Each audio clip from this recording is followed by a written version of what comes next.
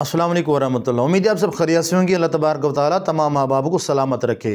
माह रजब मुरजब की 27 तारीख को नबी करीम सल्लल्लाहु अलैहि वसल्लम को मेराज हुआ था। हुज़ूर अलैहिस्सलाम को जो मेराज हुआ ये जिस्मानी हुआ या रूहानी हुआ, बाकी बातें मैं आपसे करूँगा। यानी 4 उलमा किराम की आज कुछ मेन पॉइंट, लंबी चौड़ी बात नहीं है, मेन उनके जो पॉइंट है ना वीडियोज़ के, इंशाल्लाह उनकी गुफ्तगू के इंशाल्लाह मैं आपके सामने रखूँगा और देखते हैं कि आपको कितनी उनके इस बयान से आप कितनी दिलचस्पी रखते हैं और कितनी मोहब्बत से सुनते हैं, और सुनकर उनके बारे में जनाब वाला क्या कमेंट्स करते हैं कि आप किस आलिम दीन के बयान को फॉलो करते हैं। सबसे पहले मुफ्ती सलमान अज़हरी साहब और डॉक्टर इसरार के बयान सुनते हैं कि वो क्या फरमाते हैं, जिस्मानी रूहानी, जिस्मानी था मेराज हुजूर का या रूहानी था। उसके बाद बकी उलमा किराम का बाद में आपसे जनाब वाला बयान शेयर करेंगे। पहले उनके ये बयान सुन लें आप। इसीलिए तो मैं मेराज की शब के मुतालिक भी यही कहता हूँ, रसूल रात के वक्त सफर पर गए थे। कितना लंबा सफर किए हैं, सिर्फ अगर मक्का से बैतुल मुकद्दस का सफर नाप लें तो 1.5 महीने का सफर था। और उसके बाद आसमानों का सफर, खुद मेरे आका फरमाते एक आसमान से दूसरे आसमान की मसाफत 500 साल अगर घोड़ा दौड़े तो भी नहीं तय कर पाएगा। इस तरह 7 आसमानों का सफर, जन्नत व दोज़ख के नजारे, अर्श कुर्सी लौह कलम सबका दीदार, फिर बारगाह इलाही में पहुंच, फिर उसके बाद वापस तशरीफ लाए। लेकिन यहां हैरत इस बात की हो रही है, रसूल जितना चाहे लंबा सफर करें, जब यह कहा जाता है जंजीर भी हिलती रही बिस्तर भी रहा गरम, ता अर्श गए फिर आए मोहम्मद सल्लल्लाहु ताला अलैहि वसल्लम। अब अकलें हैरान होती हैं, शॉर्ट टाइम में, इतने वक्त में बिस्तर गरम कितनी देर रहता है? 1 मिनट 2 मिनट, जंजीर दरवाजे की कब तक हलेगी? 1 मिनट 2 मिनट, 1 मिनट में 7 आसमानों का सफर, जन्नत दोज़ख के मुशाहिदे, ये सब कैसे मुमकिन है? हज़रत जिब्राइल को उनकी असल मलक की शक्ल में हुजूर ने अपनी इन आंखों से 2 मरतबा देखा है। एक मरतबा बिल्कुल आगाज में, जबकि हजरत जिब्राइल जो हैं ऐसे जाहिर हुए, हुजूर उतर रहे थे गारे हिरा से, जबल नूर से, तो आपको आवाज आई या मोहम्मद। ये पहली वही के बाद जो फतरत हुई है, कुछ अरसे के लिए वही रुकी रही, उस वक्त वाक़या पेश आया। आपने सामने देखा, पीछे देखा, कोई नहीं, नजर कोई नहीं आया। फिर थोड़ी देर आप चले, शायद मुझे कोई धोखा लगा है, ऐसी मैंने सुना है, कोई आवाज नहीं थी। फिर आया या मोहम्मद, फिर देखा 2-3 मरतबा कोई नजर नहीं आया, तो कुछ खौफ सा महसूस हुआ। तीसरी मरतबा या मोहम्मद, तो अचानक हुजूर की निगाह ऊपर उठी, तो हजरत जिब्राइल फरिश्ते की जो असल शक्ल है उसमें वो थे उफक पर, और पूरा उफक भरा हुआ था। तो असल मलक की सूरत में हजरत जिब्राइल को हुजूर ने उस वक्त देखा। और एक देखा है फिर इंद सिदरतिल मुंतहा, शब मेराज में, जब साथ आए हैं ले जाने के लिए इंसानी शक्ल में थे। वो सवारी भी ऐसी थी जिसको कि बुराक कहा जाता है, वो भी महसूस है थी। लेकिन यह कि जहां उन्होंने कहा 7वें आसमान पे जाकर कि बस अब आगे मेरी गुंजाइश, अब आगे आपको अकेले जाना है, इससे आगे अगर मैं गुजरा मेरे पर जल जाएंगे। बेसोज़े तजल्ला बेसोज़त परम, अगर यकसरे मुए बरतर परम, अगर मैंने अब इससे आगे एक बाल बराबर भी मैं आगे बढ़ा तो मेरे पर जल जाएंगे, अब आगे आपका काम। दोस्तों, मुफ्ती सलमान अज़हरी और डॉक्टर इसरार साहब को तो आपने क्लिप सुन लिया है। अब आपको जो है एक ख़ास क्लिप सुनाने वाले हैं डॉक्टर तहरुल कादरी साहब के और डॉक्टर जाकिर नाइक जो कि मशहूर स्कॉलर है, इन दोनों के बयान सुनाने वाले हैं। लेकिन एक बात याद रखिएगा, आज मैं आपसे ये बात शेयर कर दूं कि नबी करीम अलैहिस्सलातु वस्सलाम को मेराज क्यों हुआ था।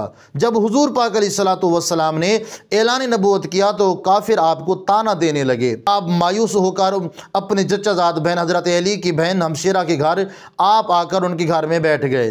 बड़ी ही अफसुर्दा मतलब के आलम में और बड़ी ही सोच के आलम के अंदर हुजूर बैठ गए, जिसके बारे में अल्लाह तबारक व तआला ने, क्योंकि अल्लाह को तो यह गवारा भी नहीं कि उसका महबूब परेशान हो जाए, تو حضور علیہ الصلوۃ والسلام کو اللہ نے جبریل علیہ السلام کے ذریعے بھیج کر لامکاں کعبہ قوسین کے اس سیر کروائی، اس سفر کی، اور اللہ تبارک و تعالی نے اپنے محبوب علیہ الصلوۃ والسلام کی یہ جو پریشانی تھی ان کے بارے میں جو انہوں نے باتیں کی تھیں کفار نے حضور علیہ الصلوۃ والسلام کی ذات کے بارے میں، تو اس کے پریشانی کو اللہ تبارک و تعالی نے پناہ جلوہ دیدار کروا کر حضور علیہ الصلوۃ والسلام کی اس پریشانی کے عالم کو ختم فرمایا۔ تو یاد رکھیے گا، جانتے ہیں ڈاکٹر طاہر القادری صاحب اور ڈاکٹر ذاکر نائک کیا بیان دیتے ہیں، حضور کا معراج جسمانی تھا یا روحانی تھا؟ ویڈیو کو مکمل سن کے کمنٹس میں اپنی رائے کا اظہار لازمی دیجیے گا، اور ہاں ویڈیو کو شیئر لازمی کرنا ہے۔ چلتے ہیں اپنے اس موضوع کی طرف۔ Hello, you're on the air. Assalamualaikum, brother. Walaikum assalam.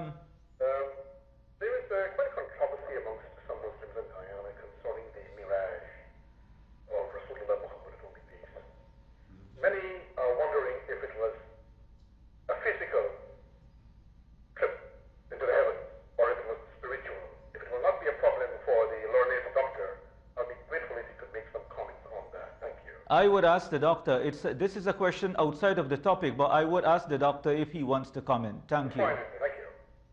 The caller is saying in relation to the Miraj, he wants to know if it's physical or spiritual. The brother posed the question that was the Miraj, the ascension of the beloved Prophet Muhammad Sallallahu Alaihi Wasallam, the night journey, was it a physical or was it spiritual? And I'm aware that there are some scholars who do differ. But the Quran says in Surah Isra chapter number 17, verse number 1, that the beloved Prophet Muhammad Sallallahu Alaihi Wasallam was taken from Masjid Haram to Masjid Aqsa, that the furthest mosque. And if you go to the Sahih Hadith, there are various Sahih Hadith which say that the Prophet did travel physically, and I believe it was a miracle. And many prophets have done miracles. This also was a miracle of the beloved Prophet. He traveled physically and he ascended unto the heavens. Hope that answers the question. Thank you, doctor. حضور علیہ الصلوۃ والسلام کا سارا سفر معراج جسمانی ہے،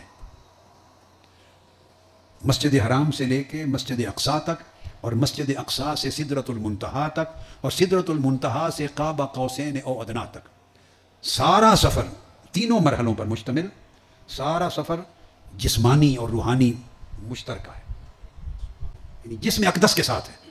اس پورے سفر کا کوئی ایک مرحلہ بھی ایسا نہیں جو صرف آپ کی روح مبارک نے کیا ہو اور جسم اقدس ساتھ نہ ہو۔ اب بات سمجھ گئے؟ میں پھر دہرا رہا ہوں، اس پورے سفر کا کوئی ایک مرحلہ بھی ایسا نہیں ہے جہاں آقا علیہ الصلوۃ والسلام کا جسم اقدس اور آپ کی روح مبارک دونوں اکٹھے نہ ہوں۔ ایسا نہیں کہ کچھ حصہ جسم اقدس کے ساتھ آپ نے سفر فرمایا، کچھ حصہ جسم اقدس رہ گیا اور روح مبارک کے ساتھ سفر کیا، یہ تفریق نہیں ہوئی۔ اب اس کی وجہ سمجھاتا ہوں۔ علماء نے ان چیزوں پر لکھا ہے، اکابر علماء نے، ائمہ نے۔ میں آپ کو سادہ طریقے سے اس کی بنیادی، اس کا جو سر ہے، راز ہے، اس کی حقیقت و حکمت سمجھاتا ہوں۔ میں یہ پہلی دلیل سمجھانا چاہتا ہوں کہ آپ سارے سفر کو کچھ حصہ جسم کے ساتھ اور کچھ حصہ روح کے ساتھ اس طور پہ تقسیم نہیں کر سکتے، تقسیم نہیں کر سکتے۔ یا سارا سفر جسم کے ساتھ ماننا ہوگا، یا سارا سفر بغیر جسم کے صرف روحانی طور پر روح کا ماننا ہوگا۔ میں دہرا رہا ہوں کہ آپ اس سفر کو کچھ معراج اور آپ کا اسراء مع الجسد فقط، اور کچھ حصہ سفر مع الروح فقط، بلا جسد، بغیر جسم کے، اس طرح اس سفر کے حصے اور ٹکڑے نہیں کر سکتے۔